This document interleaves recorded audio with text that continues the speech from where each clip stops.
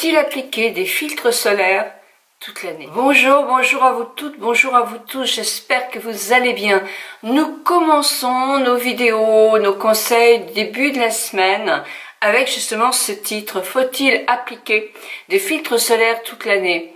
Nous en avons dans nos crèmes de jour, nous en avons dans nos fonds de teint, dans nos crèmes teintées, mais parfois on nous dit ce n'est pas assez. Il faut appliquer un écran solaire après vos soins, avant votre maquillage. Donc c'est vraiment compliqué.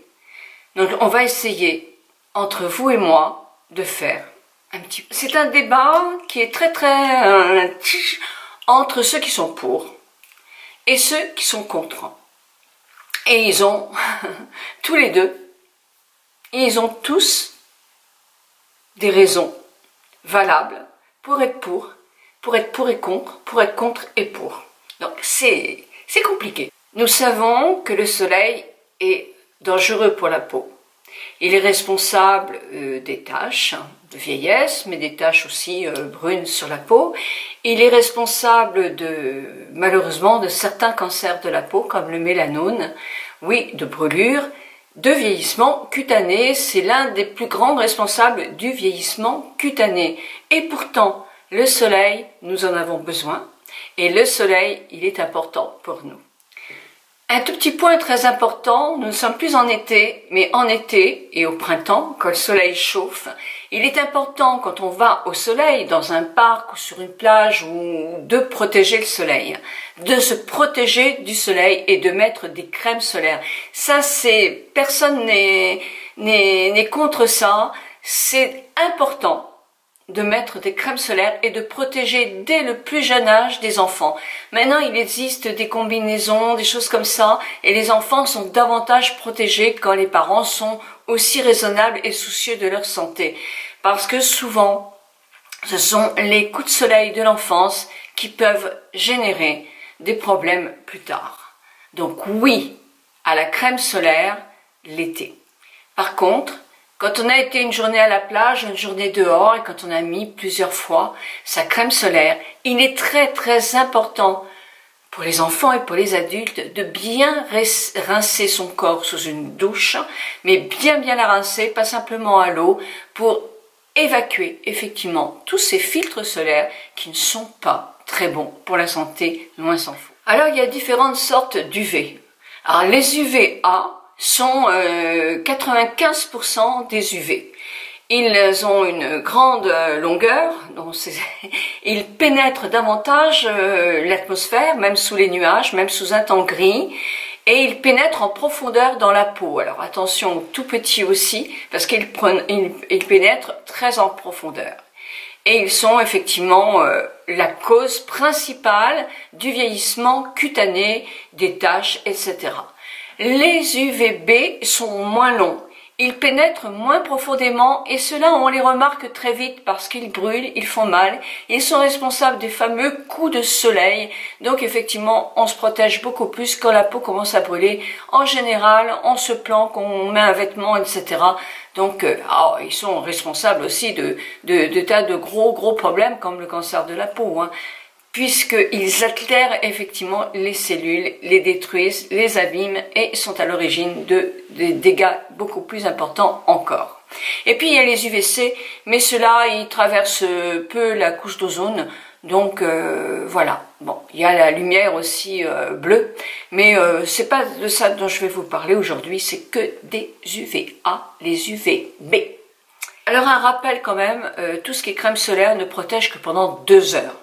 Donc si on s'en met le matin et qu'on s'en met pas toute la journée, ça protège plus, hein, c'est une évidence. Et souvent on économise sa crème solaire, on en met très peu en été. Moi je vois bien les gens, ils en mettent vraiment très peu, alors qu'il faudrait en mettre beaucoup plus que ça. En principe une crème solaire, si on va un mois en vacances, elle est foutue au bout d'un mois, même si on n'est que 1 ou 2 à l'avoir.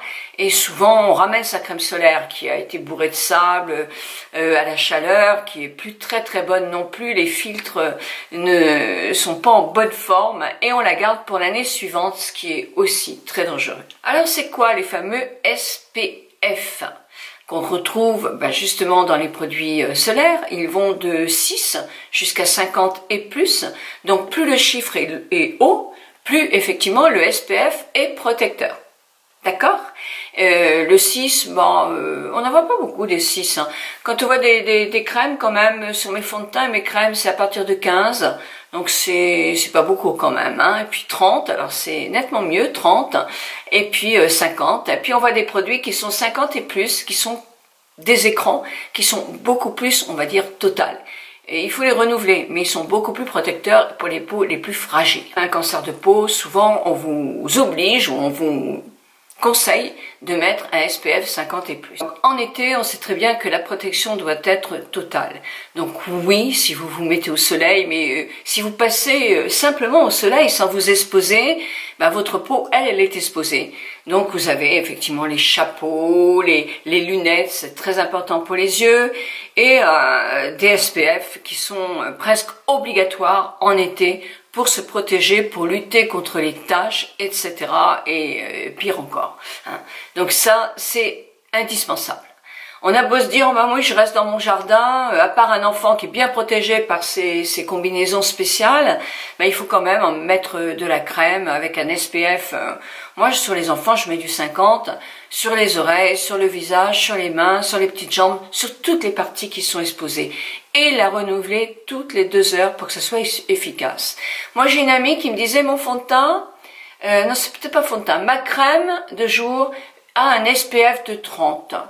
Je vais mettre simplement un SPF, je vais mettre une crème solaire dessus avec un SPF de 30, ça me fait une protection de 60. Ah non, non, pas du tout. Parce que ça ne cumule pas. Si vous mettez par exemple un fond de teint avec une protection SPF de 25, si vous mettez après une crème solaire ou un filtre de 30, ça fera une protection 30. Ça sera le plus fort mais pas s'additionner en faisant 25 plus 30 égale 55. Hein, ce qui vous laisserait 4 heures de liberté. Non, non, c'est pas ça. Alors, il y a 2 systèmes de filtres solaires. Il y a les filtres solaires qui sont des filtres minéraux, qui sont donc plus naturels, et il y a les filtres solaires qui sont chimiques. Alors pourquoi est-ce qu'il y a des détracteurs de filtres solaires, puisqu'on voit qu'ils protègent? Eh bien, c'est à cause des filtres solaires eux-mêmes. Les filtres chimiques pénètrent profondément dans la peau. C'est vrai qu'ils font une bonne barrière, mais ils ne sont pas recommandés pour des peaux fragiles, pour des peaux des bébés, etc. Pourquoi? Parce qu'ils ont des perturbateurs endocriniens. C'est souvent le cas. Il y a de très très mauvais filtres solaires chimiques. Moi, à un moment, j'en avais tellement marre de ces filtres solaires chimiques qui étaient responsables de beaucoup de choses quand même. Hein. Les perturbateurs endocriniens, c'est moche pour notre génération. Nous avons badigeonné nos enfants avec pendant des années. Il y a eu d'autres encore perturbateurs dans plein d'autres choses, donc un cumul. Et quelquefois, je m'interroge. On s'est aperçu que des jeunes de moins de 40 ans ont 50% de spermatozoïdes en moins par rapport à notre génération d'avant. Donc, voyez, on pensait bien faire. Oui, on va pas culpabiliser. Hein. C'est pas nous qui sommes à culpabiliser, c'est les laboratoires. Et oui, dans beaucoup de choses, je pense, dans beaucoup de choses, ces laboratoires. Vendre au plus cher et quelquefois au plus mauvais. Mais on s'en fout de la santé des gens. Bon, ceci dit, c'était mon tout petit coup de gueule. Et puis, il y a les filtres qui sont minéraux. Ces filtres minéraux sont bien mieux pour la peau, c'est sûr. Donc, conseillés pour les gens à la peau fragile, pour les jeunes enfants surtout, les jeunes ados et tout ça, ne plus leur mettre de filtres chimiques surtout. Mais ils ont des inconvénients. Souvent, ils sont plus difficiles à étaler. Et souvent, ils sont un petit peu blancs. Hein, la crème est différente. Donc ça nous plaît moins. Par contre, je voulais vous dire quand même, parce que ça je l'ai oublié, dans les filtres chimiques, il faut les appliquer bien longtemps avant, enfin bien longtemps, pas la veille, hein, mais minimum une demi-heure avant d'aller s'exposer au soleil, pour qu'ils puissent être vraiment efficaces. Les filtres naturels, les filtres minéraux naturels, eh bien, vont protéger beaucoup plus rapidement tout de suite. Bon, alors la crème est quelquefois bien plus épaisse. C'est compliqué aussi parce que souvent, les laboratoires font un mélange des deux. Mais en principe, tout est marqué. La toute petite barre qui est écrit si petit pour qu'on ne puisse pas trop voir les produits qui sont pas très sympas.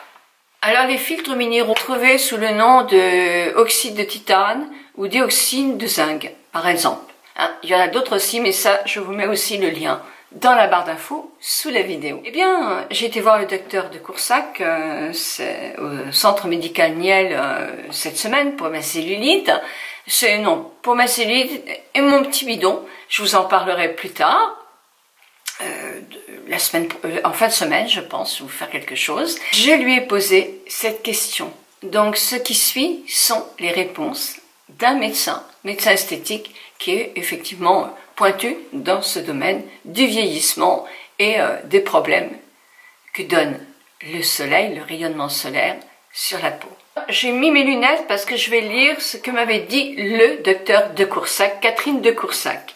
Les filtres solaires sont essentiels, mais il faut les appliquer à bon escient, car les filtres chimiques contiennent quasi tous des perturbateurs endocriniens, donc seulement lorsque sur son smartphone on note un indice d'UV supérieur ou égal à 4, on doit en mettre.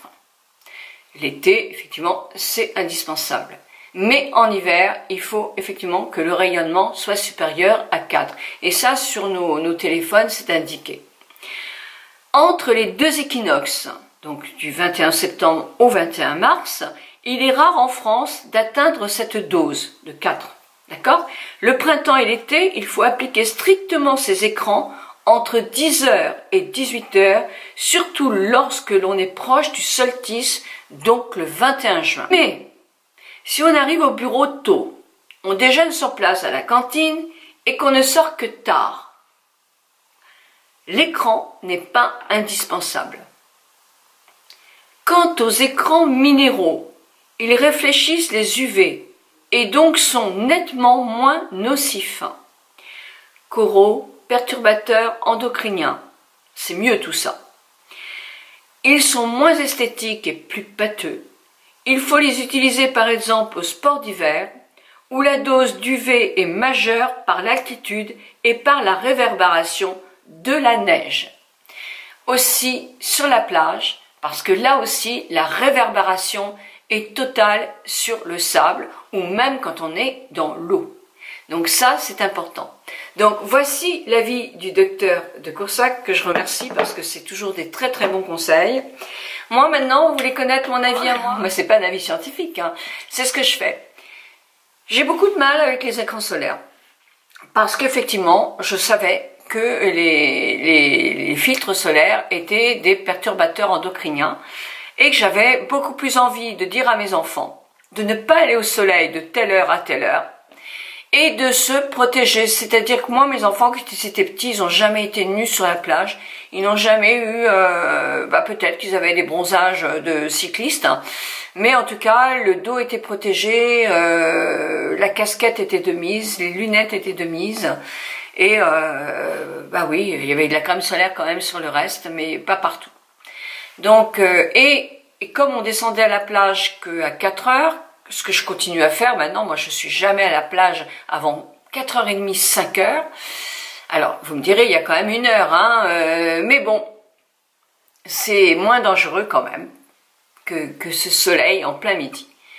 Donc, mais je sais très bien que je passe, je viens dans le jardin, je mange à l'ombre, mais si je disais que je me mettais pas du tout au soleil en marchant, vous allez pas me croire vu le bronzage. Moi j'ai une peau très mate qui ne me protège pas de tous les inconvénients du soleil, hein, loin s'en faut. Mais c'est vrai que je ne reste jamais longtemps au soleil. Je me protège comme ça, moi. J'ai beaucoup de mal avec les filtres solaires chimiques, oui. Pour les produits de beauté que contiennent des filtres chimiques. Bah oui, bien sûr que j'utilise des fonds de teint avec des filtres chimiques. Je vais pas choisir des hautes protections. Pour conclure, chacun fait ce qu'il veut. Moi, j'aimerais effectivement que les filtres deviennent tous minéraux et qu'on les travaille pour qu'effectivement ils soient plus agréables, mais qu'on enlève effectivement tous ces perturbateurs endocriniens dans beaucoup de produits où il y en a effectivement beaucoup trop. Donc vous avez des noms, je vous en mets quelques-uns là, qui sont plus embêtants que d'autres, mais comme je vous dis, je suis pas une scientifique, donc effectivement, allez voir Que Choisir, allez voir les tests, effectivement, allez voir d'autres blogueuses, youtubeuses, pour avoir plus de renseignements. Moi voilà, en tout cas, je fais attention, je n'emploie pas de vitamine C, moi, tellement la journée, je sais pas pourquoi, j'ai jamais tellement aimé ça, je la garde pour le soir. Et j'utilise des produits qui n'ont pas un SPF tellement important. Ou comme en ce moment j'utilise quelques produits bio et mon fond de teint Double Wear, un SPF 10, bah, voilà. Je ne prends pas des SPF énormes, surtout en hiver. Donc comme ça nous fait nous reposer un petit peu en hiver par rapport à la belle saison. Mais chacun fait ce qu'il veut. 1000 bisous à vous toutes et à vous tous. Et n'oubliez pas, toutes les indications sont dans la barre d'infos. Je vous retrouve donc en fin de semaine pour vous parler perte de bidon. Alors attention, il me faudra quand même beaucoup plus de temps pour perdre mes cellules grasses sur mon ventre. Hein. Mais en tout cas, je voulais vous parler d'effectivement des techniques selon la cellulite, puisque j'ai interrogé le docteur Catherine de Coursac là-dessus. Et vous verrez qu'effectivement, moi, on m'avait traité ma cellulite il y a quelques années, et ça pouvait pas réussir parce que j'avais pas le type de cellulite qui correspond à ce type de soins. Donc voilà, comme quoi quand vous choisissez ces soins qui sont quand même pas donnés, mais qui sont très efficaces, il faut quand même un bon médecin pour justement ne pas se tromper de traitement. 1000 bisous à vous toutes et à vous tous.